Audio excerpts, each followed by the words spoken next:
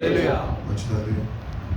లెక్క సీజన్ ప్రారంభించుకొని దాదాపు 20 దినాలు ముగించుకొని ఉన్నాము. మరి ఈ వారము ఇంకా వచ్చే వారము మాత్రమే లెక్క సర్వీసెస్ జరుగుతుంటే మళ్ళా దానికి పైన వారం వచ్చేసి పరిశుద్ధ వారము, good Friday service, morning Thursday service, మళ్ళా ఈస్టర్ సర్వీసు కంటిన్యూ అవుతాయి. కాబట్టి ఈ 20 డేస్ ఉన్నాయి. ఈ 20 డేస్ మనం దేవుని దగ్గరకు వచ్చాము, దేవుని సన్నిధిలో గడిపి ఉన్నాము. ఇంకా 20 డేస్ ఉన్నాయి కనుక ఈ 20 డేస్లో వాక్యము వింటున్న మనము, వాక్యం బోధిస్తున్న నేనన్నప్పటికీ, వింటున్న మీరన్నప్పటికీ మనం ఎగ్జామిన్ చేసుకోవాలి. We have to examine ourselves. How are we? ఈరోజు మనం ఎట్లున్నామంటే ఎట్లున్నామో అని అడిగితే ఏమని చెప్తాం? ఎట్లున్నారండి అని అడిగితే ఏమని చెప్తాం? బాగున్నారండి అని చెప్తాం. అవునా? అట్లా దేవుడు మనం అడుగుతున్నాడు, ఎట్లున్నారు మీరు అని. మనం దేవుడికి చెప్పేవారు కదా. ఈరోజు ఒక అంశం తీసుకున్న ఏంటి అంటే అందరికీ తెలిసిన వాక్యాలే. దానికి ఒక టైటిల్ పెట్టిన ఏంటి అంటే హృదయ పరీక్ష. How is your heart today? నీ హృదయం ఈరోజు ఎట్లా ఉన్నది? దేవుడు ఎట్టి రీతిగా ఉండాలి అని కోరుకుంటున్నాడు. నీ హృదయం ఎట్టి రీతిగా ఉన్నది అని మనము దేవుని వాక్యము చదువుతుండగా మనము సరి చూసుకొని దేవునికి ఇష్టమైన వారుగా, దేవుడు అంగీకరించే వారిగా మన జీవితాలు మార్చబడాలి. It is only the word of God that changes the person's heart. మనిషి యొక్క హృదయాన్ని మార్చేది దేవుడి వాక్యం ఒక్కటే. కాబట్టి ఆ దేవుడి వాక్యాన్ని వింటున్నామో, ధ్యానిస్తున్నామో, రాసుకుంటున్నామో, చదువుకుంటున్నామో, ఆ ప్రకారము జీవించలేకపోతున్నాము. కానీ దేవుడు అందుకనే అంటున్నాడు, హృదయ పరీక్ష చేసుకోండి. మీ హృదయం ఎట్లున్నది? నా దృష్టికి అంగీకారం ఉన్నదా? నా వాక్య ప్రకారము మీరు నడుచుకోగలుగుతున్నారా? నా మూలవాక్యం ఏంటి అంటే ద్వితీయోపదేశ కాండం 6వ అధ్యాయం 5వ వాక్యం ఒకసారి చూడండి. చెప్పాలండి, నోటికి చెప్పాలండి. దేవుడైన యెహోవాను నీ పూర్ణ హృదయముతో. మీరు ఇంత స్లోగా ఉంటే చాలా కష్టం అండి బాబు. మోషే ధర్మశాస్త్రంలో ముఖ్యమైన వాక్యాలు మనకు గుర్తు లేకపోతే బైబిల్ తిరిగేసేపటికి రాకడొచ్చిందని వెళ్ళిపోతుంది. దేవుని రాజ్యంలోనికి సన్నం చేరిపోతుంది, మనం ఇక్కడే ఉండిపోతాం. కాబట్టి రెఫరెన్స్ చెప్పగానే మనకి గుర్తు రావాలి మన హృదయం ఎట్లా ఉన్నది. అక్కడ తెలియజేస్తున్నాడు, you should love the Lord your God with all your heart and with all your soul and with all your strength. తెలుగులో ఏమంటున్నాడు? హృదయముతో, పూర్ణ హృదయముతో, నీ పూర్ణ ఆత్మతోను, నీ పూర్ణ శక్తితోను నీ దేవుడైన యెహోవాను నువ్వు ప్రేమింపవలెను. ఈరోజు సాయంత్రం కాలపు ప్రార్థనకు వచ్చిన నా ప్రశ్న ఏంటి అంటే మీకు, ఇది మన వల్ల సాధ్యమా? Is it possible for us to follow according to the word? Can we love him with all our heart, with all our soul and with all our strength? మన వల్ల సాధ్యమా? చెప్పాలి. ప్రశ్న వచ్చినప్పుడు జవాబు వస్తే వాక్యం తొందరగా వెళ్తుందండి. కానీ కొద్దిగా ఉంది. మన వల్ల చేతన అవుతుందా? మన భాషలో మాట్లాడతారండి. ఎంతమంది చేతన అవుతుంది అంటారు, ఎంతమంది చేత అవ్వదా? నా మాట చెప్పాలంటే వాస్తవానికి బోధిస్తారని చేత కాదు అని చెప్తారు. మన వల్ల కాదు. మనం దేవుడిని, ఆయన ఇచ్చిన ఆజ్ఞలని పాటించడము మన వల్ల కానే కాదు. నువ్వు ఎంత రక్షింపబడ్డప్పటికీ, ఎంత జాగ్రత్త ఉంటున్నప్పటికీ నీ వల్ల అయితే కాదు. ఎందుకంటే మనము మనుషుల యొక్క స్వభావం ఏంటి అంటే వాడు దేవుడిని ప్రేమించలేని వాడిగా ఉంటుంటాడు. దేవుడి ప్రేమని అర్థం చేసుకోలేని వాడిగా వాడు ఉంటున్నాడు. కనుకనే వాడి వల్ల చేత కాదు, వాడు పాటించలేడు. మరి దేవుడు చెప్తున్న ఆజ్ఞని వాడు పాటించలేకపోతే దేవుడితో సాహసం ఎట్లా చేయగలుగుతాడు? కాబట్టి దేవుని బిడ్డలుగా, దేవుడిని తెలుసుకున్న మనము, రక్షకుడిగా అంగీకరించిన మనము, అది మన వల్ల కాదు అని మొట్టమొదటి మనము గుర్తించాలి. మరి అది మనము చెయ్యాలి అంటే ఏం చేయాలి? ఇప్పుడు మన వల్ల కావాలి, మనం చెయ్యాలి, నిరూపించుకోవాలి. నేను పూర్ణ హృదయంతో, పూర్ణ మనసుతో, పూర్ణ బలముతో నేను చెయ్యాలి అని అనుకున్నప్పుడు మనం ఏం చేయాలి? ఆయన సహాయాన్ని అడిగి పొందుకోవాలి. కాబట్టి ప్రతిసారి వాక్యం మనం చదువుతున్నప్పుడు వాక్యం చదివేస్తాం పూర్ణ హృదయంతో, పూర్ణ బలంతో, పూర్ణ మనసుతో అని సేవించాలి అని చదివిస్తాం. కానీ మన జీవితాల్లో మనం అది చేయలేకపోతున్నామే. మరి ఎందుకు భక్తి చేస్తున్నాం? ఈ భక్తికి అర్థం లేదే. దేవుని ఆజ్ఞని గైకొని దాని ప్రకారం నడుచుకున్నవాడే నన్ను ప్రేమించేవాడా దేవుడు చెప్పాడు. కాబట్టి ఈ వాక్యాన్ని మనము ఒకవేళ మూలవాక్యంలో పెట్టుకుంటే మనం ఇది పూర్ణ హృదయంతో నన్ను ప్రేమించలేని వారిగా ఉంటున్నామే. మరి దేవుని ఆజ్ఞలని ధిక్కరించినట్టే కదా.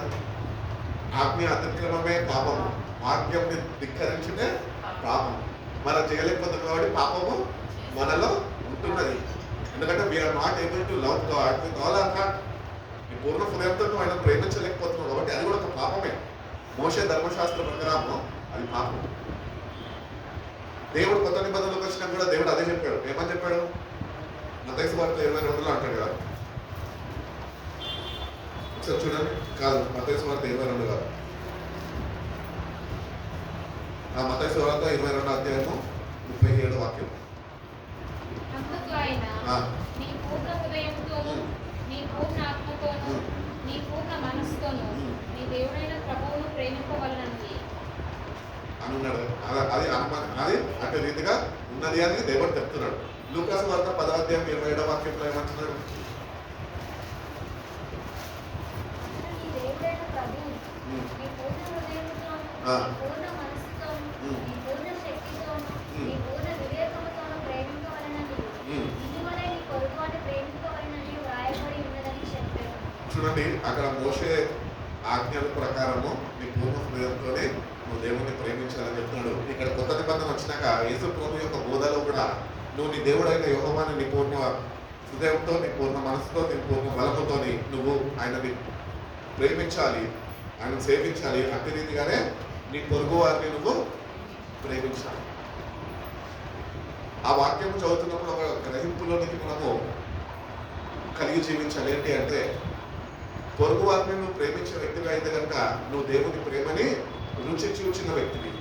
నువ్వు పొరుగుదారిని ప్రేమించలేకపోతున్నావా అంటే నువ్వు దేవుని ప్రేమని ఇంకా రుచి చూడని వ్యక్తివి అని మనం గుర్తించాలి. కాబట్టి మన ఫైనల్ ఎయిమ్, మన అంబిషన్, మన గోల్, మన ఫుల్ఫిల్మెంట్ ఏమై ఉండాలి అంటే, మనము ఎట్టి రీతిగా కింద పడతామో, మీద పడతామో, పైకి ఎగురుతామో, పక్కకెళ్ళి గుద్దుకుంటామో, గోడకేసి కొట్టుకుంటామో, కానీ మొత్తానికి అయితే మనం దేవుడిచ్చిన ఆజ్ఞని మన జీవితాల ద్వారా మనం ఫుల్ఫిల్ చేయాలి. మనంతటా మనం ఫుల్ఫిల్ చేయలేము. కానీ ఎప్పుడైతే దేవా నేను పాపిని, నేను బలహీనుడిని, నువ్వు ఇచ్చిన ఆజ్ఞని నేను నెరవేర్చలేకపోతున్నాను, నేను కానీ ధిక్కరించేవాడుగానే ఉంటున్నాను, నిన్ను పూర్ణ హృదయంతో నేను ప్రేమించలేకపోతున్నాను, ఈ ఏరియా ఆఫ్ మై లైఫ్లో నీ సహాయం నాకు కావాలి. మన పూర్ణ హృదయంతోనే ఆయన ప్రేమించలేము, అది వాస్తవం, సత్యం. ఎందుకంటే మన హృదయంలో ఎన్నో ప్రేమలు ఉంటాయి. తల్లి ప్రేమ, తండ్రి ప్రేమ, లేకపోతే అక్క సంబంధాల ప్రేమ, లోక ప్రేమ ఉంటుంటాయి. లోక ప్రేమ నీలో ఉన్నంత కాలము నీ పూర్ణ హృదయంతో దేవుడు కోరుకుంటున్న రీతిగా మనం ఆయన ప్రేమించలేము. కానీ యేసు ప్రభు ద్వారా అనుగ్రహింపబడిన పరిశుధాత్మ సహాయము ద్వారా గ్రహింపు కలిగి నువ్వు దేవుడి దగ్గరికి వెళ్ళి నేను పాపిని, నేను పశ్చాత్తాపడుతున్నాను, నిన్ను పూర్ణ హృదయంతో నేను ప్రేమించలేకపోతున్నాను, నేను నిన్ను పూర్ణ హృదయంతో ప్రేమించే వ్యక్తిగా నన్ను నువ్వు మార్చు ప్రభువా అని నువ్వు కానీ యథార్థ హృదయంతో కన్నీళ్లు విడిచి నీ ఆజ్ఞలను ధిక్కరించి పాపం కొని తెచ్చుకుంటున్న ప్రభువా, నన్ను దయతో జ్ఞాపకము చేసుకొని ఆ పాపం నుంచి నన్ను లేవనెత్తి పూర్ణ హృదయంతో నేను వ్యక్తి రీతిగా నేను ప్రేమించాలో నువ్వు నాకు నేర్పించు, నన్ను బలపరచు ప్రభుని అడిగినప్పుడు ప్రభు తప్పక ఆయన కార్చిన కుమారుడు కార్చిన రక్తం చేత నేను కడిగి నువ్వు ఏ విషయంలో ఎందుకు నువ్వు ఆయన్ని పూర్ణ హృదయంతో ప్రేమించలేకపోతున్నావు అని ఆయన ఆ నీ జీవితంలో ఆ భాగంలో ఆయన జోక్యం చేసుకొని ఏవైతే నిన్ను ఆయనని ప్రేమించలేకుండా అడ్డుకుంటున్నాయో వాటిని అన్నింటినీ ఆయన తొలగించి నువ్వు ఆయనని ఎట్టి రీతిగా పూర్ణ హృదయంతో నిన్ను ప్రేమించాలో ఆయన నీకు నేర్పిస్తాడు. కాబట్టి మన వల్ల అయితే అది మనకు కాదు, కానీ మన వల్ల ఒకటే అవుతుంది. ఏంటంటే ప్రార్థనా పూర్వకంగా యథార్థ హృదయంతో విత్ విల్లింగ్ స్పిరిట్ ఇష్టపూర్వకంగా దేవుని సన్నిధికి వెళ్ళాలి. చాలాసార్లు మనం ఈ ఆజ్ఞ చదివేస్తుంటాం, కానీ ఎప్పుడైనా మనం రక్షించుకున్నామని పూర్ణ హృదయంతో దేవుడిని ప్రేమించగలుగుతున్నాను ప్రేమించలేము. నువ్వు ఎంతసేపు కూర్చొని రాత్రి అంతా ఆలోచించినా కూడా ఎక్కడ ఒక చిన్న క్లూ కూడా దొరకదు that you are loving him with your whole heart. ఎందుకంటే నీ హృదయంలో ఆయనకి స్థానము ఇవ్వలేకపోతుంది. అందుకని మనము దేవుని సన్నిధికి వచ్చి చిన్న చిన్న విషయాల్లో తప్పిపోకుండా బేసిక్ ఫండమెంటల్సే మనకు తెలియకపోతే ఇంకా క్రీస్తు అనే బండ మీద మనము ఎప్పుడు కట్టబడతాము, ఎప్పుడు స్థిరపరచబడతాము, ఎప్పుడు సంపూర్ణతలోకి నడిపింపబడతాము, ఎప్పుడు ఆయన ఆత్మని పొందుకుంటాము, ఎప్పుడు ఆయన ప్రేమలో మనము కలిసి జీవించగలం. అందుకనే మనం ప్రతినిత్యము వాక్యం చదివి సరిదిద్దుకొని వాక్యం చదివి విడిచిపెట్టడం కాదు, కానీ ఆ వాక్య ప్రకారం నేను జీవించలేకపోతున్న ప్రభు అని పశ్చాత్తాప హృదయంతో దేవుని సన్నిధికి వెళ్ళి దేవుని వేడుకుంటే కనుక దేవుడు తప్పక సహాయం చేసేవాడు. ఆయన గురించి చక్కటి మాట, నా ఫేవరెట్ వర్స్ అది, ఆపత్కాలంలో ఆయన నమ్మదగిన సహాయకుడు. ఇప్పుడు మనం అందరం ఎక్కడున్నాం తెలుసా? ఆపద కాలంలో ఉన్నాం. దేవుడిని పూర్ణ హృదయంతో ప్రేమించలేని ఆపదలో మనం ఉంటున్నాం. సహాయం చేసేవారు ఎవరు లేరు మనకి. నీ అంతటి నీ సహాయం నువ్వు సరిపోదు, నీ బలం సరిపోదు. అందుకనే ఈ సమయంలో ఉంటున్న మనం దేవుని సన్నిధికి వెళ్ళి కన్నీళ్లు విడిచి ఆయన చేసిన త్యాగాన్ని గుర్తించుకొని ఆయన ప్రేమని ఒకసారి జ్ఞాపకం చేసుకొని, దేవా teach me how to love you with my whole heart lord, నన్ను నేర్పించు ప్రభు, ఆ ప్రకారం నేను జీవిస్తాను ప్రభా, మరి దేన్ని నేను ప్రేమించను అని ప్రభు చెప్పగలుగుతున్నాం. ఈరోజు అటు సమర్పణ నీకున్నదా? అటు సమర్పణ మనం కలిగి జీవించాలంటే దేవుడు ఒకటే ఒకటి కోరుకుంటాడు ఆజ్ఞల్లో, నీ పూర్ణ హృదయం మనకు కావాలంటే. నీ హృదయంలో మనొకరికి చోటు ఉంటే కనుక దేవుడికి చోటు ఉంటుంది. ఆయన ఇష్టపడడు ఉండదా? అందుకని నీ హృదయాన్ని నేను సన్నిధిలో కుమ్మరించి ఆయనని ఆహ్వానించి నీ హృదయంలోనికి వాక్య ప్రకారం నేను జీవించడానికి సాహసిస్తా ప్రభా. నీ శక్తితోనే నన్ను నింపి, నీ బలంతోనే నన్ను నడిపించు, నీ ఆత్మతో నన్ను నడిపించు. Let me fulfil all the commandments which you have given me. నువ్వు ఇచ్చిన ప్రతి ఒక్క ఆజ్ఞని నేను పాటించి నిరూపించుకుంటా ప్రభా అని ఆ శక్తి నువ్వు కనపరిస్తే నేను నెరవేర్చాను. అందరూ చేయకపోవచ్చు, చర్చకు వస్తున్న అందరూ పాటించకపోవచ్చు, కానీ నేను పాటిస్తా ప్రభా. నేను దేవుడి వైపు కానీ శాస్త్రం ఎత్తుంటే కనుక ఆయన బిడ్డవనే ఆయన ఆజ్ఞలు ఎట్టి రీతిగా నువ్వు నెరవేర్చాలో ఆయన నీకు నేర్పించే దేవుడై. కాబట్టి we should have a willing spirit. మనకి ఇష్టపూర్వకమైన ఆత్మ ఉండాలి, మనసు ఉండాలి. దేవా నేను నిన్ను పూర్వపూర్వకంతో ప్రేమిస్తాను. You have to desire God in your life. ఆయననే మనకి సర్వము, ఆయననే మనకు సమస్తం. ఆయన లేకుండా మనము లేము, మనం లేకుండా మన వాళ్ళు లేరు. కాబట్టి ఆయన వల్లనే మనం ఉన్నాం. కాబట్టి ఆయన లేకుండా ఏది లేదు. కాబట్టి ఉన్నవాడిని పూర్ణ హృదయంతో ప్రేమించడము నేర్చుకోవాలి. ఒక వ్యక్తిని ఎప్పుడు ప్రేమిస్తాం? సింపుల్ క్వశ్చన్స్ అండి. నేను ఎంబీఏ, ఎంసీఏ లేకపోతే పెద్ద పెద్ద హైయర్ స్టడీస్ చేయలేదు, ఎంకామ్, బీకామ్ చేయలేదు. నేను ఒక వ్యక్తిని ఎప్పుడు ప్రేమిస్తాము? ఆ వ్యక్తిని నువ్వు ఇష్టపడినప్పుడు. అవునా? కళ్ళ కనిపిస్తున్నారు కాబట్టి, అందమైన అమ్మాయి ఉన్నది కాబట్టి నచ్చింది, ఇష్టపడుతున్నా, ప్రేమించడానికి ప్రయత్నిస్తాం. కానీ దేవుని బిడ్డలని, దేవుడిని రక్షణ పొందుకున్న మనము దేవుడు వాక్య స్వరూపి అయి ఉన్నాడు, ఆత్మస్వరూపి అయి ఉన్నాడు. మన పోలికలోనే, దేవుని పోలికలోనే మనని ఆయన చేసుకొని ఉన్నాడు. కాబట్టి దేవుణ్ణి మనము వాక్యంలో గుర్తించగలిగితే, దేవుడు నీతో సూటిగా మాట్లాడుతున్నాడు గ్రహింపు హృదయం కలిగి జీవిస్తే కనుక నువ్వు ఆయనని ప్రేమించే వ్యక్తిగా మారగలుగుతావు. మనం ఆయనను ప్రేమించు.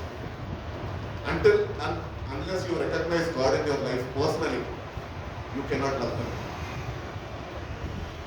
కనబడిన వ్యక్తిని నువ్వు ప్రేమించాలి అంటే మన వల్ల అవుతుంది. ఇప్పుడు ఎవరో పోతున్నారు, ప్రశాంత్ అండి అన్న రోడ్డు మీద పోతున్న ఈ వ్యక్తి ఇక్కడ ఉన్నాడు, ఇవాళ తీసుకొచ్చాను, ఈయన నువ్వు ప్రేమించాడు, నేను ప్రేమించగలుగుతా? ఆయన గురించి మనకు తెలియదు. ఎవరో ఎక్కడోడో ఎక్కడ చెడ్డోడో మనకు తెలియదు. కానీ దేవుడిని తెలుసుకున్న మనము, దేవుడు ఉన్నాడు, ఆయన ప్రార్థన వింటాడు, ఆయన నాకు సహాయపడతాడు అని అన్నీ తెలిసిన మనము ఈరోజు ఆయన ప్రేమించలేని వారుగా మనం ఉంటున్నాము. అందుకని మన జీవితాలు మనము సరిదిద్దుకోవాలి. హృదయ పరీక్షని ప్రతినిత్యము మనము కలిగి ఉండాలి. మనం ఒక గోల్ కలిగి ఉండాలి. ఏంటి అంటే, నేను దేవుడిని పూర్ణ హృదయంతోనే ప్రేమించేవాడిగా నా జీవితాన్ని నేను మార్చుకుంటాను. అట్టి సమర్పణ దేవుడికి కావాలి. ఆ సమర్పణ లేకపోతే నువ్వు దేవుడిని ప్రేమించలేవు. ఒక కమిట్మెంట్ లేకపోతే నువ్వేమి చేయలేవు. You have to commit your life to Him. That you have to tell Him that I will love you with all my heart. అని నువ్వు ఏదైతే చెప్తావో మరొకరికి నీ హృదయంలో చోటు ఉండకూడదు. అట్టి రీతిగా దేవుడిని మనము ప్రేమించడం నేర్చుకోవాలి అని దేవుడు తెలియజేస్తున్నాడు. ఇశ్రాయేలు ప్రజలందరికీ దేవుడు అదే చెప్తున్నాడు. తన ప్రజలుగా పిలుచుకున్నాడే వాళ్ళందరికీ అదే చెప్తున్నాడు. నన్ను మీరు మీ పూర్ణ హృదయంతో నన్ను మీరు ప్రేమించాలి. అంతగా దేవుడు వాళ్ళని ప్రేమించాడు. Then why don't they understand God's love? ఎందుకు దేవుని ప్రేమని వాళ్ళు అర్థం చేసుకోలేకపోతున్నారు? వాళ్ళని అంతగా ప్రేమించాడు. ప్రేమని అర్థం చేసుకుంటారు. ఈరోజు మనం ఆయన ప్రేమించలేకపోతున్నాం కాబట్టి ఆయన ప్రేమని మనము అర్థం చేసుకోలేకపోతున్నాం. అందుకనే పూర్ణ హృదయంతో కానీ ప్రేమించలేని వారిగా మనము ఉంటున్నాం. అందుకనే మన జీవితాల్లో దేవుణ్ణి ఎట్టి రీతిగా ప్రేమిస్తున్నాము. నిత్యపు దేవుణ్ణి ప్రేమించే వ్యక్తివేనా? పూర్ణ హృదయంలో ఆయన గీయగలుగుతున్నావా? ఫస్ట్ మన హృదయాన్ని మనము పరీక్షించుకొని పరీక్ష పెట్టుకొని దానిలో దేవునికి అయిష్టమైనవి ఏమన్నా ఉంటే, దేవుని కన్నా ఎక్కువగా వీటినన్నా నువ్వు కలిగి ఉంటే కనుక వాటిని అన్నింటినీ నీ హృదయంలో నుంచి నువ్వు తొలగించుకొని అన్నిటి పట్ల నీ ఇంట్రెస్ట్ తీసేసి దేవుడి మీద నువ్వు నీ మనస్సుని నిలిపినప్పుడు, అన్నిటి మీద నీ మనసును తీసేసి దేవుడి మీద నీ మనసును నిలిపినప్పుడు, దేవా నేను ప్రేమించే వాడిగా నువ్వు నన్ను మార్చు, నా మనసు నీ మీదనే అనుకొని ఉన్నది నేను ఎప్పుడైతే దేవుడికి చెప్పగలవో అప్పుడు నీ పూర్ణ హృదయంతో నువ్వు ఆయన ఎట్టి రీతిగా నువ్వు ఆయన ప్రేమించాలో ఆయన నీకు నేర్పిస్తావు. ఆజ్ఞ అతిక్రమమే పాపం. మన పాపం చేయక్కర్లేదు, ఆజ్ఞనే అతిక్రమిస్తున్నామే. మన పాపం నుంచి ఇంకా మనకి విడుదల లేదు. మన పాపాలు ఇంకా కడగబడలేదు. 2024 సంవత్సరాల క్రితం కల్వరి శిలువలో యేసుప్రభు తన అమూల్య రక్తాన్ని, పరిశుద్ధ రక్తాన్ని, విలువైన రక్తాన్ని చిందించినప్పటికీ కూడా ఈరోజు ఆజ్ఞ అతిక్రమిస్తూ పాపంలోనే జీవిస్తున్నాం. మనుషులు బలహీనులు, అండ్ వీఆర్ సిన్నర్స్. పాపులైన మన కొరకే క్రీస్తు తన ప్రాణాన్ని పెట్టాడు, తన విలువైన రక్తాన్ని చిందించాడు. ఆయన పునరుద్ధానుడై తిరిగి లేచి తన పునరుద్ధాన శక్తిని తన బిడ్డలకి ఇచ్చి ఉన్నాడు. ఎందరైతే పునరుద్ధాన శక్తిని పొందుకుంటారో వాళ్ళు నిజముగా దేవుని ఆజ్ఞల ప్రకారము వాళ్ళు దేవుని పూర్ణ హృదయంతో ప్రేమించేవారుగా వాళ్ళ జీవితాలు మార్చబడ్డాయి. అట్టి రీతిగా మన జీవితాలు కూడా మార్చబడాలి అని దేవుడు కోరుకుంటున్నాడు. కాబట్టి God has given us the spirit of comfort. పరిశుద్ధాత్మ దేవుడు ఆదరణకర్తగా మనకి అనుగ్రహింపబడ్డ పరిశుద్ధాత్మని యొక్క సహాయము మీద ఆధారపడుతూ దేవుని యొక్క ఆజ్ఞలని నెరవేర్చే వారిలా ఉండాలి. హల్లెలూయా. ఆయన మీద ఆధారపడకుండా మనం నెరవేర్చాం. మన వల్ల కాదు, మనం చెయ్యలేము. అది నగ్న సత్యము. ఎంత పెట్టాడా కూడా ఓకే అంటాడు, మనం చేయలేము, మన వల్ల కాదు. అందుకనే దేవుడు ఆదరణకర్తని మనకి ఇచ్చాడు.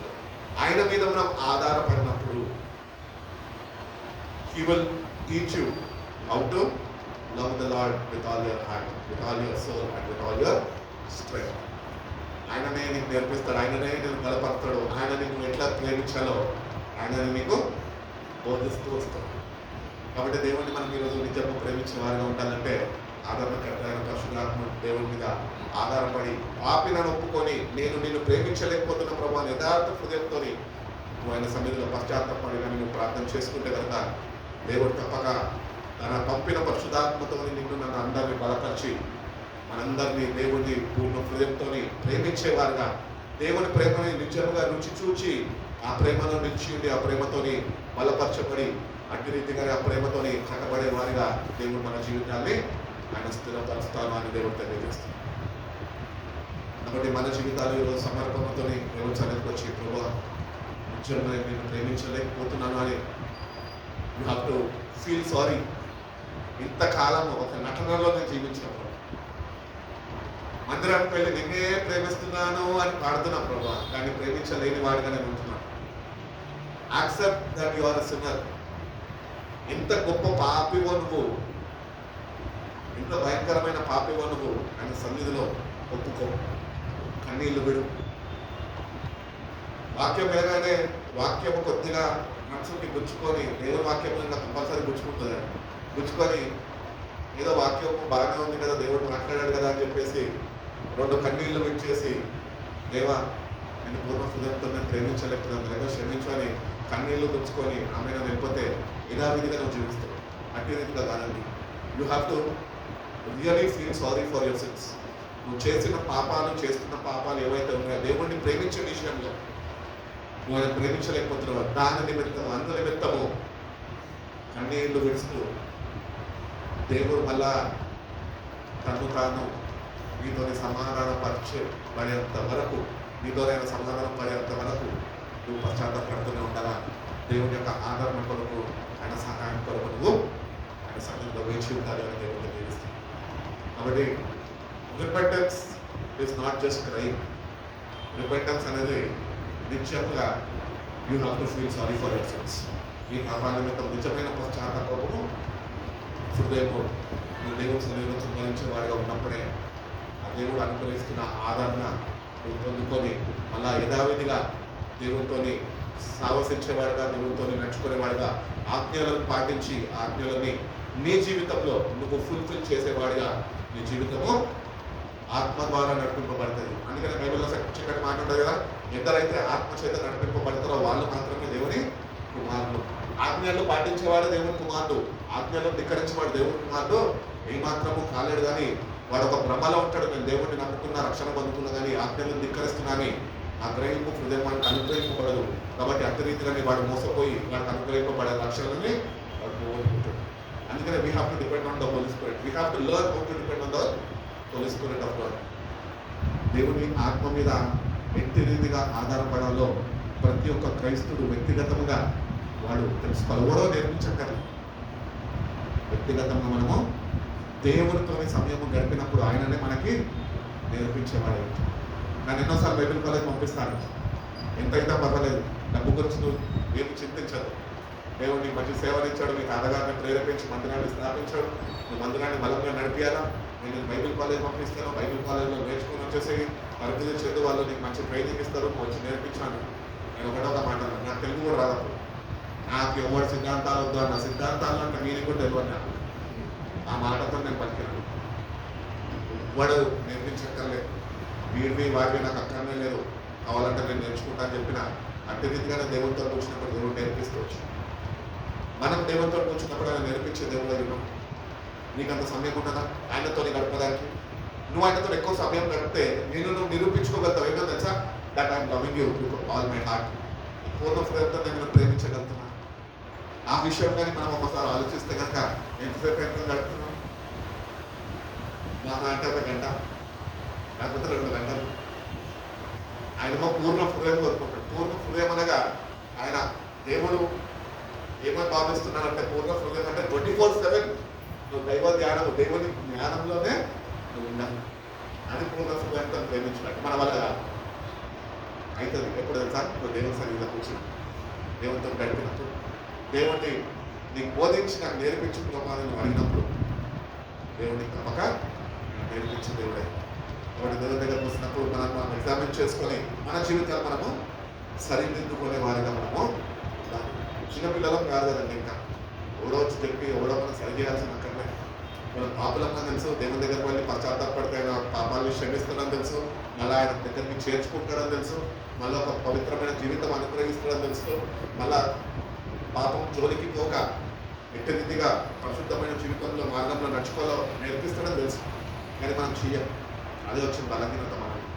అందుకనే మన వల్ల కాదు. కానీ మనం ఆయన సరెండర్ చేసుకొని ఆయన దగ్గర పశ్చాత్తాపడి, ఈ ఆత్మని నాకు ఇచ్చి నన్ను బలపరిచి నన్ను నడిపించు, నన్ను నేను నిరూపించుకుంటా ప్రభావ, నేను నిన్ను ప్రేమించే వ్యక్తిగా ఉంటాను. యేసు ప్రభువు అందరూ నన్ను సిలువ వేసేటప్పుడు కానీ శిష్యులు కూడా ఆయన వదిలేసి వెళ్ళిపోయారు. ఆ నిజమైన ప్రేమ భయపడ్డారు. అక్కడ వాళ్ళు ఎక్కడ వాళ్ళ నుంచి పట్టుకొని చంపేస్తున్నారు వాళ్ళు. అదే రీతిగా మన జీవితాల్లో ఈరోజు పేరు మీద క్రైస్తవులుగా ఉన్నా కానీ సంఘం మీద శ్రమలు రాగానే సంఘాన్ని విడిచిపెట్టే వెళ్ళిపోయే క్రైస్తవులు చాలా మంది ఉన్నారు. ఎందుకంటే వాళ్ళు దేవుని ప్రేమని రుచి చూడలేదు, దేవుడిని వాళ్ళ పూర్ణతో ప్రేమించలేని వారుగా ఏదో పై భక్తి చేసుకుంటూ వాళ్ళు వెళ్ళిపోయారు. కాబట్టి అట్టి వారు ఇటువంటి భయంకరమైన శ్రమలకి వాళ్ళు ఏమాత్రం ప్రభు కొరకు నిలబడలేరు. నువ్వు ఆయన కొరకు నిలబడకపోతే కనుక ఆయన తండ్రి ఎదుట నువ్వు ఎవరో నాకు తెలియదు అని ఆయన చెప్పేస్తాడు. కాబట్టి అందుకనే బ్రతికి ఉన్న ఈ కొద్ది జీవితంలోనే నేటి నుంచి అన్న పూర్ణ హృదయంతో నేను నిన్ను ప్రేమించే వ్యక్తిగా నా జీవితాన్ని నువ్వు మార్చు. ఆ మార్పు నాలో కావాలి. నేను దేవుడిని అడిగితే, దేవుడిని వేడుకుంటే, బ్రతిమలాడుకుంటే, ఆయనతోని సమయం గడిపి పశ్చాత్తాపడితే, వాళ్ళకి నుండి నేను చేయలేకపోతున్నా, క్షమించు ప్రభా. దేవుడి దగ్గర నీ సమయాన్ని కానీ వెచ్చిస్తే కనుక దేవుడు తప్పక నిన్ను ఆదరించి, నిన్ను సేవ తీర్చి, నిన్ను బలపరిచి, మళ్ళా నిన్ను వాక్య ప్రకారము నీ జీవితాన్ని అయినా మలుస్తాను అని తెలియజేశాను. యోహాను మొదటి రాసిన పత్రిక 5వ అధ్యాయము 3వ వాక్యం ఒకసారి చదవండి. మనము ఆయన ఆజ్ఞలని గైకొనుటయే దేవుణ్ణి ప్రేమించుట. ఎంతటి చక్కటి మాట అని చూడండి. దేవుడు మన మీద ఏదో భారం పెట్టాలనుకుంటలేదు. ఆయన ఆజ్ఞలు భారమైనవి కావు అని. His commandments are not burdensome. అవి ఏమాత్రమో ఏం కాదంట, అవి భారమైనవి కాదంట. మరి భారమైనవే మన మీద దేవుడు పెడితే అవి మోయగలుగుతామా? ఆజ్ఞలు భారమైనవి కాదు అని. మరి అవే మనకి చాలా భారంగా మారిపోయినాయి. మరి నీ సింహనెత్తుకొని ఎక్కడికి వెళ్తున్నాం? ఆయన వెంబడించే మార్గాన్ని వెళ్తున్నా. అటు రీతిగా మనం ఉండాలి, అటు రీతిగా మనం నెలకొట్టబడాలి, అటు రీతిగా భక్తి చేయాలి, అటు యథార్థ హృదయంతో దేవుడిని వెతికేవారుగా, ప్రేమించేవారుగా మనము ఉండాలి. ఆయన ఆజ్ఞలో భారమైన కాదు అని వాక్యం చెప్తున్నాను. అవి తేలిక. అందుకని అంటాను కదా, ప్రయాసపడి భారం వచ్చిన జనులలో నా యొద్దకు రండి, నేను మీకు విశ్రాంతిని ఇస్తాను. నా యొద్ద ఇంకొక దగ్గర అంటాడు కదా, నా యొద్ద దగ్గర నుంచి మీరు నేర్చుకోనండి, నా కాడి సులువైనది అని నేర్పిస్తాడు కదా.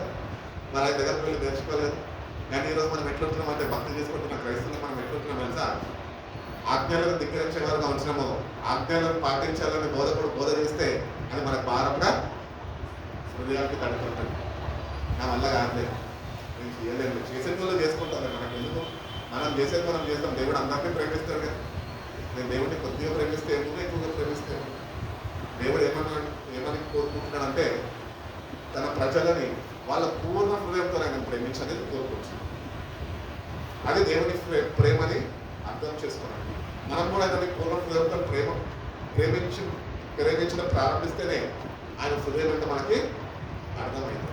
ఈరోజు మనము ఆయన సగంలో ప్రేమిస్తున్నాం కాబట్టి మనము ఆజ్ఞలని భారంగా తీసుకుంటున్నాము. ఆజ్ఞలని మన జీవితాల ద్వారా మనము నెరవేర్చలేకపోతున్నాం. అటు రీతిగా కాదండి. అవి భారమైనవి కాదు, అవి తేలికైనవి. అవి నీకు తేలికపరుస్తాయి, మీరు జీవ మార్గంలో నడిపిస్తాయి, నిన్ను బలపరుస్తాయి, దేవునికి సన్నిహితుడుగా సమీపంగా నిన్ను జీవింపజేస్తాయి. నీవు నిత్య రాజ్యంలోనికి ఎట్టి రీతిగా నడుచుకోవాలో, ఏ మార్గము నువ్వు ఎన్నుకొని దాన్ని నడుచుకోవాలో అవి నీకు నేర్పిస్తాయి. దేవుడు తన ఆజ్ఞలను ఇశ్రాయేలు ప్రజలకు ఎందుకు ఇచ్చాడు తెలుసా? వాళ్ళు నాశనాలు కాకుండా ఉండడానికి ఇచ్చాడు. కానీ ఇశ్రాయేలు ప్రజలంట ఆయన మీద తిరుగుబాటు చేసి వాళ్ళు ఆయన సంకల్పంలో నిలిచి ఉండక అరణ్యంలో వాళ్ళు చాలా మంది తిరుగుబాటు చేసి వాళ్ళు నాశనం అయిపోయారు.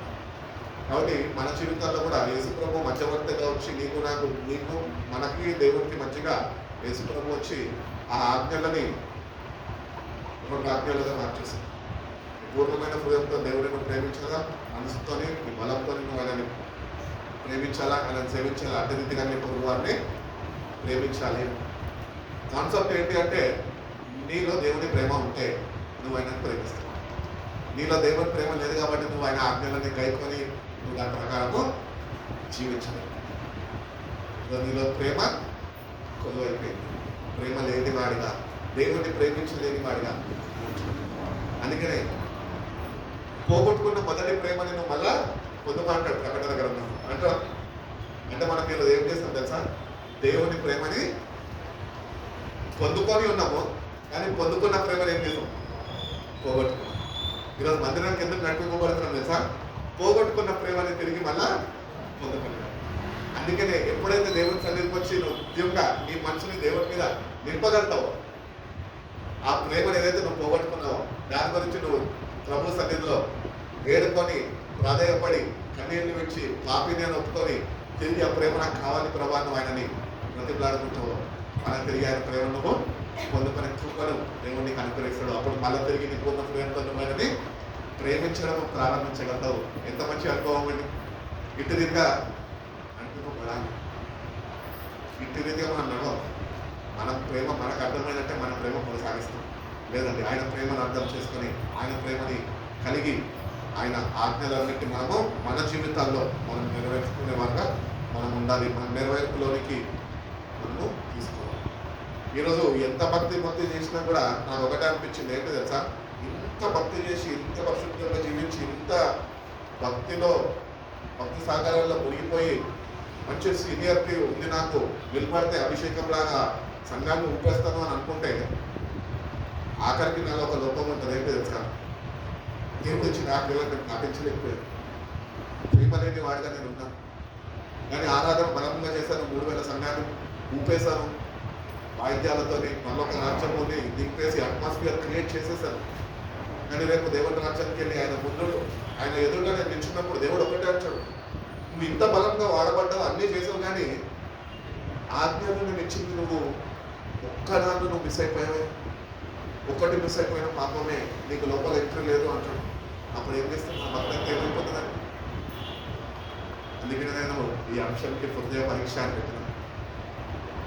ఈ హృదయాన్ని పరీక్షించిన ఎట్లా దేవుడిని పూర్ణ హృదయంతో నేను ప్రేమించలేని వ్యక్తిగా ఉంటే నేడు పరలోక రాజ్యంలో అడుగు కూడా పెట్టలేవు. నీ భక్తి నీ నీతి క్రియలు నీతో రావు. సొలొమోనుతోని తన తండ్రి అయిన దావీదు చెప్తూ ఉంటాడు, ఏమని చెప్తూ ఉంటాడు, సమయంతో చెప్తూ ఉంటాడు, మనుషులు పైన పంపు చూస్తున్నారు కానీ దేవుడు హృదయాన్ని చూస్తున్నాడు, వెళ్ళి అభిషేకించి. దావీదు అసలు హీజ్ ఎలిజిబుల్. దావీదు గొర్రెల కాపరి, గొర్రెల్ని పెంచుకుంటూ వాసన బట్టలతో ఉన్నాడు. ప్రవక్త లాగానే ఇంకెవరన్నా ఉన్నారా అని అడిగి ఆఖరిలో పడినట్టు వాడిని పిలిపించుకున్నాడు. వాడు రావడం అభిషేకంతో కైలాన్ని అభిషేకించి 20 ఇష్టాలకి రాజుగా ఉండబోతున్నాడు. అందుకని మనకు ఎందుకు వాక్యం కూడా క్లారిటీ ఇస్తున్నారంటే, God is looking at our hearts. మీ హృదయం ఎట్లున్నది దేవుడు చూస్తున్నాడు.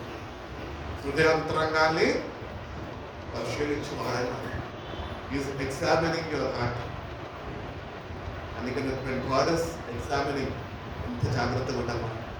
ఎగ్జామ్ రాస్తుంటాం, ఇన్వెస్టిగేటర్స్ ఉంటారు, వాళ్ళని చూస్తున్నప్పుడు మనలో ఒక భయం పుట్టుకొస్తుంటుంది. ఎక్కడ ఎవడు మన దగ్గర చెక్ చేసేస్తాడా, ఎవడో తీసుకొస్తాడు, మనది ఇరికిచ్చేస్తాడు. నేను అటువంటి వ్యక్తి నాకు అప్పుడంగా చేసినాను, అందుకనే చెప్తున్నాను. కాబట్టి మేము God is examining us. Examiners ఉంటారు కదా, అపాయింటెడ్ ఉంటారు కదా, వాళ్ళు ఏం చేస్తారంటే స్టూడెంట్స్ అందరూ యథార్థంగా రాస్తున్నారా లేకపోతే చీటింగ్ చేస్తున్నారా అని చూస్తుంటారు. అట్టి రీతిగా దేవుడు మన హృదయాన్ని చూస్తున్నాడు. ఈరోజు ఆయన చూస్తున్నాడు అనే భయంతో ఈ హృదయాన్ని నువ్వు సరిదిద్దుకుంటే, దేవుని సన్నిధిలో నువ్వు యథార్థ హృదయంతో ఒప్పుకుంటే ఆయన నిన్ను క్షమించి మనల్ని బలపరిచయం లేవనెత్తుతామని ఆయన తెలియజేస్తున్నాడు. మార్కు సువార్త 12వ అధ్యాయం 33వ వాక్యం ఒకసారి చదువు ముగించేస్తున్నాను. చూపించింది పూర్ణ హృదయంతోను, పూర్ణ వివేకంతోను, పూర్ణ బలముతోను ఆయన ప్రేమించుటయు ఒకడు తన్ను వలె ప్రేమించుటయు అన్నిటికంటేను బలుల కంటేను అధికమని ఆయనతో చెప్తున్నాం. కాబట్టి ఆయనని ప్రేమించాలా, మనల్ని మనం ప్రేమించుకుంటున్నాడు, ఇతరులను కూడా ప్రేమించాలి. God wants broken heart. విరిగిన హృదయంగా దేవుడికి ఇష్టమైన బలి. దేవుడు అట్టి హృదయాన్ని అలక్ష్యము చేయడం. ఈరోజు దేవుడి సన్నిధికి వచ్చినప్పుడు నీ హృదయం ఈరోజు కఠినపరచబడి ఉందేమో, కఠిన హృదయంతో నువ్వు ఉంటున్నావేమో. ఆ కఠిన హృదయం నాలో తీసేసి ఎజిక్యల్ గ్రంథంలో చెప్తున్న రీతిగా మీలో ఉన్న రాతి హృదయాన్ని నేను తీసేసి మీకు మాంసం హృదయంగా ఇస్తాను. I will take away the heart of stone and I will give you the heart of flesh అని దేవుడు చెప్తాడు. ఆత్మ, ఆయన ఆత్మని మనలో వచ్చినప్పుడు నీ హృదయం మెత్తబడుతుంది. ఆయన ఆత్మతో నీకు సహవాసం ఉన్నప్పుడు నీలో కఠిన హృదయము కరిగిపోతుంది. ఈరోజు నిజంగా మన హృదయాలు కరగాలి అనే సమయంలో కఠిన హృదయాన్ని విడిచిపెట్టి మాంసం హృదయం నాకు అనుగ్రహించు ప్రభా. అంటిల్ అండ్ అన్లెస్ నీ హార్ట్ ఆఫ్ స్టోన్ నీలో నుంచి తీయబడి హార్ట్ ఆఫ్ ఫ్లెష్ పెట్టబడుతుందో అప్పుడు కానీ నువ్వు దేవుడిని పూర్ణ హృదయంతోనే నువ్వు ప్రేమించలేని వ్యక్తిగానే మిగిలిపోతావు. కాబట్టి అటు రీతిగా కాక నాలో ఉన్న రాతి హృదయాన్ని నువ్వు తీసేసి మాంసం హృదయం నాకు దయచే ప్రభా. నిన్ను ప్రేమించినట్టు పొరుగు వారిని ప్రేమించిన నన్ను నేను ప్రేమించుకుంటున్నట్టు అదే ప్రేమలో నేను జీవించే కృపను నాకు దయచే ప్రభు అని దేవుడిని మనం అడిగితే దేవుడు తప్పక అట్టి హృదయాన్ని మనకు అనుగ్రహిస్తారు అని దేవుడు తెలియజేస్తున్నాడు. కీర్తనకారుడు నావీరు చెప్తున్నప్పుడు 51లో 51 దేవా నా యందు శుద్ధ హృదయము కలుగ చేయము, అంతరంగంలో స్థిరమైన మనసు నూతనముగా మళ్ళా పుట్టించమని దావీదు మహారాజు యొక్క ప్రార్థన. మన ప్రార్థన ఎట్లున్నది? ప్రభా కఠినాత్ముడిని ఇంకా కఠినపరచు, ఇట్లనే ఉంటా మారాను, వింటా, కానికిస్తా, మాస్టర్ గారికి ప్రైజలాట్ చెప్తా, ప్రార్థన చేయించుకుంటా, సంఘంలో వాడబడతా, వాయిద్యాలు వాయిస్తా, అన్నీ చేస్తా అని హృదయాన్ని మార్చుకోను, ఇట్లనే ఉంటా. ఎవరు చెప్పక్కర్లేదు, నేనేందో నాకు తెలుసు. తిరుగుబాటు హృదయం, దేవుని మాటకి లోబడక ధిక్కరించి ఇష్టానుసారంగా వాడు చేసేదే వాడి దృష్టిలో రైట్ అని అనుకొని జీవిస్తున్న మనల్ని దేవుడి మొత్తం మాట్లాడుతున్నాడు. పెరిగినట్టు హృదయం, స్థిరమైన మనస్సు మీకు కావాలి. తెలుసు ఈ మనస్సు దేవుడు ఎందరు మనసు ఆయన మీద ఆనుకొని ఉంటుందో వాళ్ళని పూర్ణ శాంతులు గలవారుగా ఆయన చేస్తాడు. ఈరోజు ఆ శాంతి ఉందామన్నా అన్నది కదా, నాకైతే ఉన్నది హాయిగా ఉంటా, ఏదనగా దేవుడు చూసుకుంటాడు. అంటే విశ్వాసమైన ఆ వాక్యం అన్న అంత విశ్వాసం అంటే రీతిగా స్థిరపరచబడి రోజు చదివి వాక్యమే చదువుతూ దేవుడు మాట్లాడిన ప్రతి ఒక్క మాటలు పెద్దతో అండర్లైన్ చేసుకుంటూ అవి మళ్ళీ తిరిగి చదువుకుంటున్నప్పుడు విశ్వాసం ఇంకా అధికపరచబడుతూ స్థిరమైన మనసు దేవుడి మీద కలిగి జీవించే వాళ్ళు మనం. దేవుని ధ్యానము, వాక్య ధ్యానము, ఆయనతో సమయం గడపడము, ఇటు రీతిగా చేయకుండా ఆయనని పూర్ణ హృదయంతో మనము ప్రేమించలేము. అందుకని దావీదు అంటూ ఉంటాడు ఇంకొక 119:11 అన్నాడుగా, ఈ వాక్యము నా హృదయంలో నేను దాచుకొని ఉన్నాను, ఎందుకంటే నీ ఎదుట నేను పాపము చేయకుండా ఉన్నాను. God's commandments has to be written on our hearts.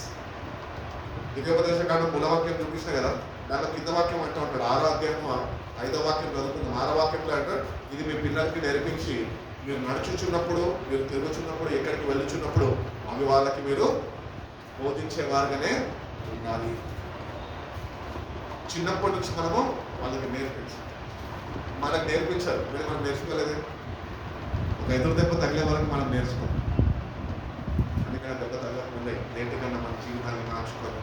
ప్రభు ఈ వాక్యం ప్రకారం నేను జీవించే వ్యక్తిగా అట్టి రీతిగా నేను నడుచుకునేవాడిగా నీకు సహాయం నాకు కావాలి ప్రభు అని దేవుడిని నువ్వు అడిగితే దేవుడు తప్పక నీకు సహాయం చేస్తాడు. అదే కీర్తనకారుడు అంటాడు 139వ అధ్యాయము 22వ వాక్యం. అమ్మ 139వ కీర్తన 23వ వాక్యము.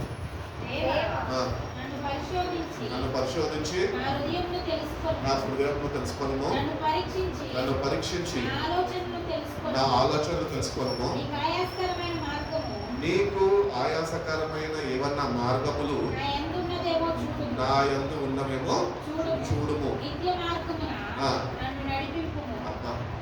ఎంత చక్కటి ఎంతటి సన్నిహిత అనుభవం దేవునితో చూడండి. ఆయన దేవునితో తెలియజేస్తున్నాడు, search me O God and know my heart అని తెలియజేస్తున్నాడు. ఇప్పుడు దేవుడిని మన దగ్గర మనం కూడా పూర్ణ హృదయంతోనే ప్రేమించే వారుగా మన జీవితాన్ని మార్చబడాలంటే ఇటు ప్రార్థన మనకి చాలా అవసరం.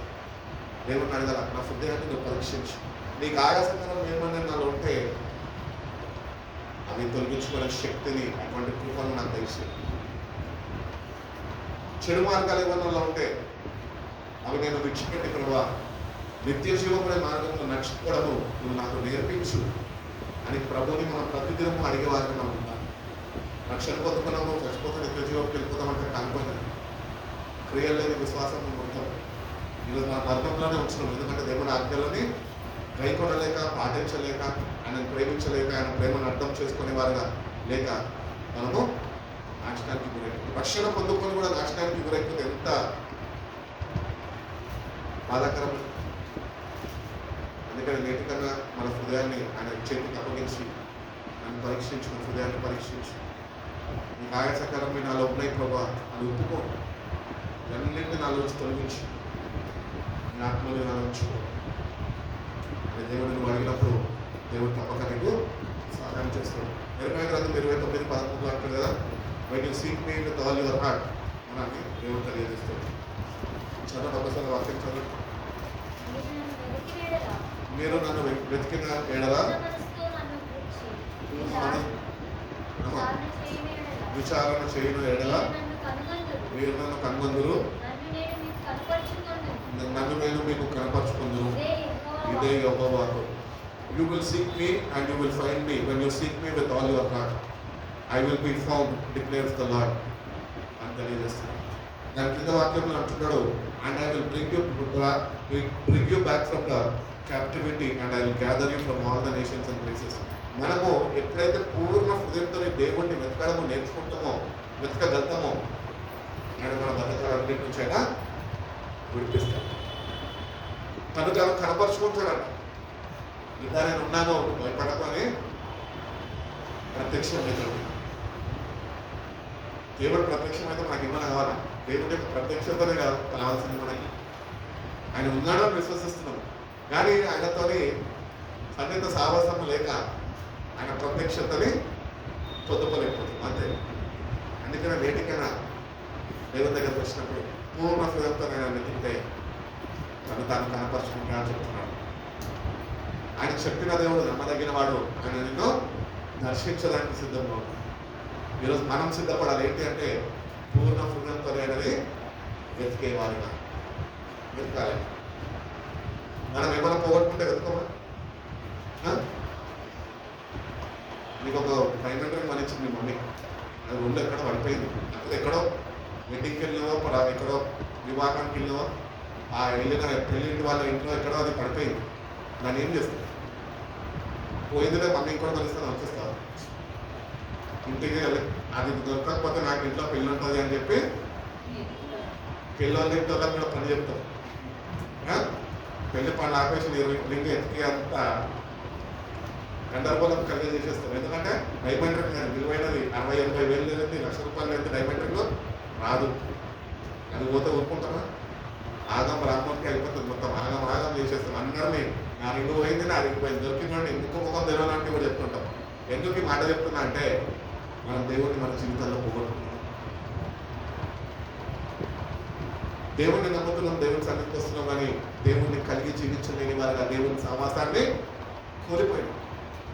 తిరిగి వెతకాలి. ఆయన తిరిగి వెతికినప్పుడు ఆ రింగు దొరికినాక ఎంత సంతోషం ఉంటుంది. పెళ్లి చేసుకునే వాళ్ళకి సంతోషం కానీ నీ సంతోషం ఎక్కువ ఉంటుంది. ఎందుకంటే నీ రింగు నీకు దొరికింది. అప్పుడు ఒక ముద్ద భోజనం వల్ల నువ్వు పెళ్లి విందులో తినగలుగుతావు, మింగగలుగుతావు. అది దొరకకుండా తింటావు, మిగులుతావు. శనేశ్వరం రోజు మీద వస్తున్నట్టు ఉంటాం, పోగొట్టుకున్నాం. అట్టి రీతిగానే ఈరోజు మనం దేవుని సహవాసం పోగొట్టుకొని శని చుట్టుకున్నాం. దాని నుంచి విడుదల కావాలి అంటే నేటి నుంచి నీ విలువైన వస్తువులు ఎట్టి రీతిగా పోతే నువ్వు వెతుక్కుంటావో, అట్టి రీతిగానే దేవుని యొక్క సహవాసం కోల్పోయినావు అని నువ్వు ఆయనని వెతకడం ప్రారంభిస్తే తన ప్రత్యక్షత నీకు ఆయన ఇస్తాను అని తెలియజేస్తాను. ఎవరైనా ఎదిగితే నన్ను నేను వాళ్ళకి కనపరుచుకుంటాను. ఇదే యెహోవా చెప్పిన వాడు నమ్మదగినాడు. అందుకనే నాకు వాక్యం నడుస్తూ ఉంటుంది. ఎందుకో తెలుసా? దేవుడు మాట్లాడుతూ ఉంటాడు. మీరు నమ్మదగిన వారు కానప్పటికీ నేనైతే నమ్మదగిన దేవుడిని. ఆయన నమ్మకాన్ని నువ్వు రుజువు చేయాలి, ఆయన రుజువు చేసుకోవాలి అంటే నువ్వు నిజంగా నీ కళ్ళారా చూడాలి అంటే నువ్వు నిజంగా పూర్ణ హృదయంతో ఎత్తుకుతే ఆయన ప్రత్యక్షతలు తప్పక పొందుకుంటావు. ఆయన నేను దర్శించే దేవుడు ఉన్నాడు. ఆయన నిరూపించుకుంటున్నాడు నేను నమ్మదగిన వాడిని. నేను నమ్మకత్వాన్ని నువ్వు నిరూపించుకోగలుగుతున్నావు. ఆయన నిరూపించుకో, నేను నుంచి నిరూపించుకో. పూర్ణ హృదయంతో నేను వెతకడం ప్రారంభిస్తాను. హృదయ పరీక్షని నువ్వు నాతో మాట్లాడావు. నా హృదయాన్ని పరీక్షించుకుంటుండగా నా హృదయాన్ని నువ్వు బాగు చేయి. నన్ను దర్శించు. పోగొట్టుకున్న సహవాసాన్ని తిరిగి పూరికొల్పు ప్రభా, నీ ఆత్మని నాలో ఉంచు. దావీదు పాపం చేసి అంటాడుగా, నీ ఆత్మని నా యొద్ద నుంచి నువ్వు తీసివేయద్దు. ఈరోజు మనం ఏం చేస్తున్నాం తెలుసా? దేవుడిని ప్రేమిస్తున్నామని చెప్తున్నాం, కానీ ఆయన పంపిన ఆత్మతోని ఆ అన్యుల సహవాసాన్ని కోల్పోయాం. అందుకనే దేవుడిని ప్రేమించలేని వాళ్ళ పూర్తి మనము ఈ లోకపు స్నేహము దేవుడితో వైరం. యోహాను మొదటి పత్రికలను అంటాడు కదా, ఏమని అంటాడంటే 2:15 ఈ లోకంలో ఉన్నవి ఉన్న వాటిని, ఈ లోకంనైనను ఆ లోకంలో ఉన్న వాటినైనను ప్రేమింపకుడి. ఎవడైనను లోకంని ప్రేమిస్తే దేవుని ప్రేమ వాళ్ళలో, తండ్రి అంటే దేవుడే కదా, దేవుని ప్రేమ వాళ్ళ ప్రేమ లేనప్పుడు వాడు పూర్వదేవత దేవుడిని వెతికి ప్రేమించగలుగుతున్నా? ప్రేమించలేడు. ఎందుకంటే లోకపు ప్రేమ వాళ్ళలో ఉన్నది. అందుకంటే ఇది నేను మోసం చేస్తుంది. అందుకనే దేవుడు అంటాడు, ఈ లోకమును ఈ లోకంలో ఉన్నవైనను దేనిని నువ్వు ప్రేమించదు, అదొక ఆజ్ఞ. It is a commandment from the lord.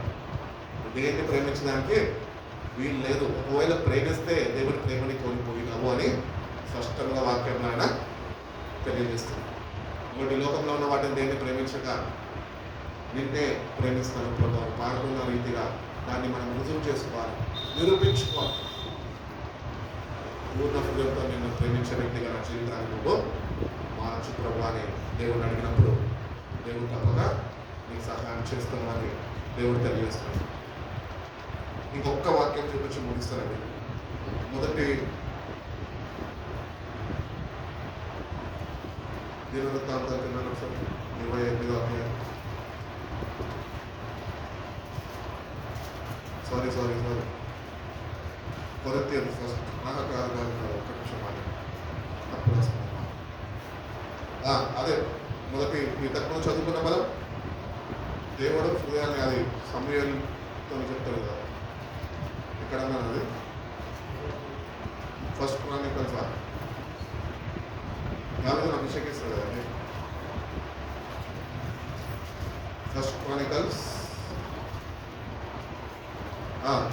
First Chronicles మొదటి దినవృత్తాంతాలు క్రానికల్స్ అంటే అవును. 28వ అధ్యాయము 9వ వాక్యం చదువు. సొలొమోను నా కుమారుడా, నీ తండ్రి అయిన దేవుడు యెహోవా అందరినీ అందరు హృదయాన్ని పరిశోధించువాడును, ఆలోచనలన్నింటినీ సంకల్పం అన్నింటినీ ఎరిగిన వాడై ఉన్నాడని మేము ఆయనని తెలుసుకొని హృదయపూర్వకంగాను మనపూర్వకంగాను ఆయనను సేవించుము. ఆయనని వెతికిన ఎడల ఆయన నీకు ప్రత్యక్షమగును. నువ్వు ఆయనని విసర్జించిన ఎడల ఆయన నిన్ను నిశ్చయముగా ఆయన నిన్ను త్రోసివేయును. చాలండి. ఇక్కడ మనం ఈ వాక్యంలో చదువుకుంటున్నప్పుడు అండ్ యూ మై సన్ సొలొమన్, దావీదు చెప్తున్నాడు, acknowledge the God of your father and serve him with whole heartedness. నీ పూర్ణ హృదయంతో నువ్వు ఆయనను సేవించాలా. అట్టి రీతిగానే నెక్స్ట్ ఏమంటున్నాడు? డివోషన్. తెలుగులో ఏమంటున్నాడు అక్కడ? మనపూర్వకంగా ఆయనను సేవించుము, ఆయనని వెతికిన ఎడల. ఇక్కడ ఏమని ఇస్తున్నాడంటే you have to serve him with whole heartedness, అట్లనే విత్ డివోషన్, ఒక సమర్పణ అనేది నీకు ఉండాలా. అట్టి రీతిగానే ఇక్కడ తెలియజేస్తున్నాడు with devotion and willing mind. మనకు విల్లింగ్ మైండ్ ఉండాలి. ఇప్పుడు మనకి ఏమైనా నచ్చింది మనం చేస్తాం కదా. ఇప్పుడు మనకు నచ్చింది పక్కన వచ్చి అది చేయొద్దు అంటే నువ్వు కూడా నాకు చెప్పడానికి నా ఇష్టం నేను చేస్తాను. అట్టి విల్లింగ్ మైండ్ నీకు ఉండాలి దేవుని మీద, ఆయన వెతికే విషయంలో, ఆయన ప్రేమించే విషయంలో. అట్టి మనస్పూర్వకంగా నువ్వు అనేది వెతకాలి. With willing mind, whole heartedly devotion. అని నువ్వు ఎప్పుడైతే దేవుని సన్నిధిలో నువ్వు ఆయన వెతకగలుగుతావో, ఆ విశ్వాసము నువ్వు కనపరచగలుగుతావా, then only you can be, your heart can be purified. నీ హృదయము కడగబడతాడు. ఆయన నీ హృదయాన్ని కడగగలుగుతాడు. ఈ వాక్యాన్ని చదువుతున్నప్పుడు తండ్రి అయిన దావీదు తన కుమారుడు సొలొమోనుకి తెలియజేస్తున్నాడు, ప్రతి ఒక్క హృదయం ఎరిగిన వాడరా బాబు, ఆయనతో జాగ్రత్తగా ఉండు, ఆయన ముందు ఎగవేష వేసేవాడికో ఇంకెప్పటికి నిన్ను సన్నిధి నుంచి తోసి వేస్తాడు, జాగ్రత్త వహించడం నాకు మాట అని ఆమెకు చెప్తున్నాడు. అదే వాక్యము దేవుడు ఈరోజు మనతో మాట్లాడుతున్నాడు. ఏమని తెలుసా? విశ్వాసంలో ముందుకు నడుస్తున్న మనము ఆ వాక్యం ముందు అట్టి విశ్వాసము కలిగి జీవించక నాకు కాదులే, దావీదు గారు సొలొమోను తన కుమారుడికి ఇచ్చాడులే, మనకు అనవసరము, అది కేవలము ఇన్ఫర్మేషన్ కోసమే దేవుడు పెట్టాడులే అని చెప్పి ఆ వాక్యం కానీ చులకనగా తీసుకుంటే కనుక, ఆ వాక్యం ముందు విశ్వసించకపోతే కనుక ఆయన సన్నిధిని కోల్పోతావు, ఆయన సన్నిధి నుంచి దూరము మోసపోయేపడతావు. ఆయన సన్నిధిలో మనం నిలిచి ఉండాలి. ఆయన సన్నిధిని ప్రతినిత్యము మనము అనుభవించే వారిగా ఉండాలి అంటే మనం చాలా జాగ్రత్తగా ఉండాలి. తన కుమారుడైన సొలొమోనుని ఎంతగా ప్రేమించాడంటే దేవుడు ఆయన ద్వారా, తన కుమారుడు ద్వారా, దావీదు కుమారుడు ద్వారా మందిరాన్ని కట్టించుకున్నాడు. అంటే దేవునితో నేను తండ్రికి ఇంకా కుమారుడికి ఎంత క్లోజ్ రిలేషన్షిప్ ఉంది చూడండి. తండ్రి చెప్పిన మాట విధేయతతో విని దానికి లోబడి దేవుని అందు భయభక్తులు కనపరిచి దేవుని సన్నిధిని కలిగి జీవించారు సొలొమోను మహారాజు. అట్టి రీతిగా మనం కూడా ఈ వాక్యం అందు విశ్వసించి అట్టి రీతిగా దేవుడిని మనము వెతికే వారిగా అట్టి సమర్పణతోని అట్టి విల్లింగ్ మైండ్తోని మనం ఉంటే దేవుడు మన హృదయాన్ని చూస్తున్నాడు కనుక ఒకవేళ మన హృదయాలు ఆయన దృష్టికి అంగీకారంగా ఉంటే ఆయననే సొలొమోనుని ఎట్టి రీతిగా వాడుకున్నాడో నేడు నిన్ను కూడా ఆయన వాడుకునే దేవుడు అయినాడు. ఒకవేళ నువ్వు సొలొమోను వలె తండ్రి మాట వినక విధేయత చూపక నీ ఇష్టానుసారంగా నువ్వు జీవిస్తుంటే కనుక ఆ సన్నిధి నుంచి నేను త్రోసివేస్తా అని దేవుడు చెప్తున్నాడు. కాబట్టి నేటి నిమిషంగా ఆయన సన్నిధిని ఆల్రెడీ మనం కోల్పోయాము.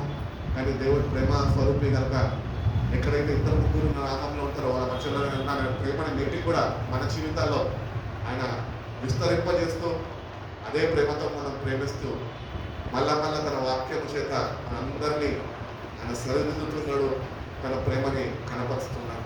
కాబట్టి నేటి నుంచి ఆయన ప్రేమను అర్థం చేసుకొని నిత్యంగా పూర్ణ హృదయంతో ఆయనను ప్రేమించే విధంగా మన జీవితాన్ని మనము మార్చుకుందాము. దేవుడు అటువంటి కృప మనందరికీ అనుగ్రహించి మనం బలపరిచి నడిపించుకున్నాక జలముసుకుందాం, ప్రార్థన చేసుకుంటాం. మన మధ్యలో సతీష్ ఉన్నారు, ప్రార్థన నడిపిస్తాం.